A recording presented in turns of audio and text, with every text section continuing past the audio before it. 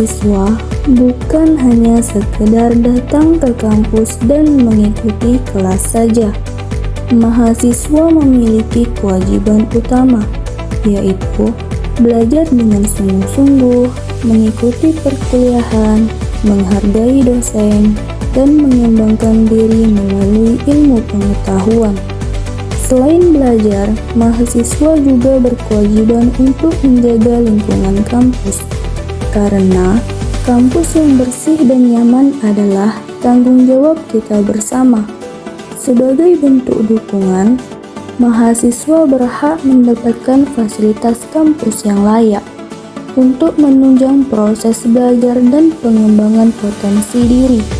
Dengan menjalankan kewajiban dan memahami hak, mahasiswa dapat menciptakan lingkungan kampus yang cerdas, peduli, dan berintegritas. Baik, Assalamualaikum warahmatullahi wabarakatuh. Kami dari kelompok 2 mata kuliah Pendidikan Kewarganegaraan akan mewawancarai bersama Bang siapa? Halo kawan-kawan, perkenalkan saya Adam Maulana. Di sini mahasiswa semester akhir, semester 8, dan juga selaku Presiden Mahasiswa BEM ITB Indragiri. Nah, jadi saya akan menyampaikan beberapa pertanyaannya, Bang. Jadi kan kita memiliki pendapat masing-masing ya. Jadi yang pertama itu, apa definisi hak dan kewajiban warga negara menurut pandangan Abang? Oke, mungkin sebelumnya siapa namanya tadi? Nama saya Rizky Ramadan. Bang Rizky? Iya. Mungkin Bang Rizky yang mau kami sampaikan, kalau berbicara tentang hak dan kewajiban pastinya berbeda ya. Setiap orang kan dari Nino ke kita beda, Abang sini beda kan. Iya. Jadi kalau dari kami, kalau berbicara tentang hak dan kewajiban itu adalah segala sesuatu yang pada dasar itu adalah harus imbang gitu. Ketika kita mendapatkan hak kita, maka kita juga harus menjalankan apa yang menjadi kewajiban kita. Nah, contoh, kita memiliki hak untuk berbicara, maka kita memiliki kewajiban untuk juga membuat orang-orang yang lain itu tidak kehilangan hak mereka juga untuk berbicara. Nah, itu kewajiban kita. Mungkin itu secara sederhananya.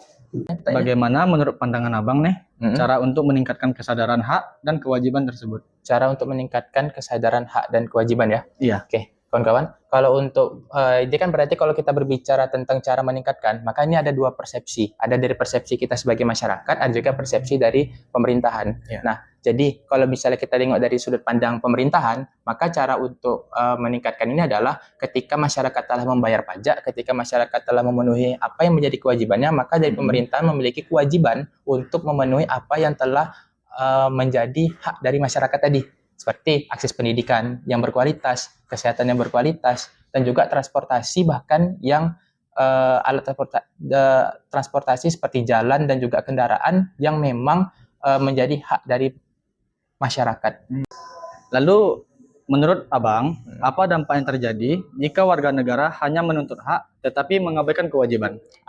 Maka disitulah awal dari terjadinya kalau kita sebut itu chaos atau kekacauan nanti. Nah, gini kawan-kawan. Jadi ketika kita nih, contoh di negara ya, di negara itu kita memiliki hak seperti hak untuk berbicara, hak untuk mendapatkan pendidikan, hak untuk mendapatkan akses kesehatan, tapi kita tidak mau melakukan apa yang menjadi kewajiban kita. Contoh, kewajiban kita untuk menjaga orang-orang lain tetap bersuara, kita membungkam orang lain. Nah, ini kan salah satu bentuk bahwasanya kita tidak menjaga hak orang lain, tapi kita hanya menuntut kewajiban orang lain. Nah, gitu. Jadi kalau dari kami secara sederhana, ketika hak dan kewajiban ini tidak seimbang, maka akan terjadi hal-hal yang bisa kita sebut adalah di luar dari yang sebagaimana mestinya, gitu. Karena itu dari awal tadi kita sebut bahwasanya hak dan kewajiban ini harus seimbang. Nah, mungkin itu kawan-kawan. Jadi ketika kita sudah mendapatkan hak kita, maka kita harus juga melakukan apa yang menjadi kewajiban kita. Nah, jika menurut Bang Adam tadi seperti itu, jadi kita kan sebagai warga negara nih Bang, apa langkah yang harus diambil jika hak kita sebagai warga negara tidak terpenuhi? Oke, maka kita memiliki beberapa solusi sebetulnya. Kalau misalnya tadi kita mendapatkan hak kita, kita telah melakukan kewajiban tapi tidak mendapatkan hak kita, gitu. Ya. Oke, jadi kan gini, contoh kita udah bayar pajak, kita udah melakukan apa saja yang telah menjadi kewajiban kita lah sebagai warga negara. Tapi kita tidak mendapatkan hak kita. Contoh, kita telah membayar pajak tapi kita tidak mendapatkan akses jalan yang bagus. Ini jelas sederhana nih permasalahan kita di paling sederhana nih gitu kan.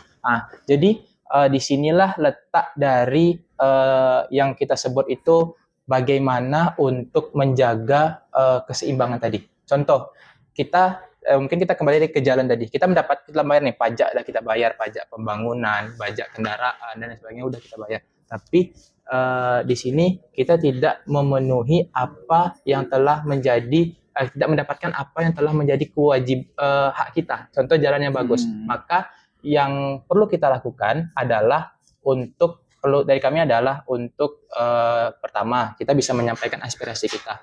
Nah, menyampaikan aspirasi ini beda kawan-kawan. Tidak hanya harus melalui demo, tapi juga bisa melalui menyampaikan aspirasi kita, entah itu melalui media sosial, entah itu melalui menyampaikan apabila pemerintah itu punya link akses, maka kita menyampaikan kepada link akses pengaduan, gitu kan.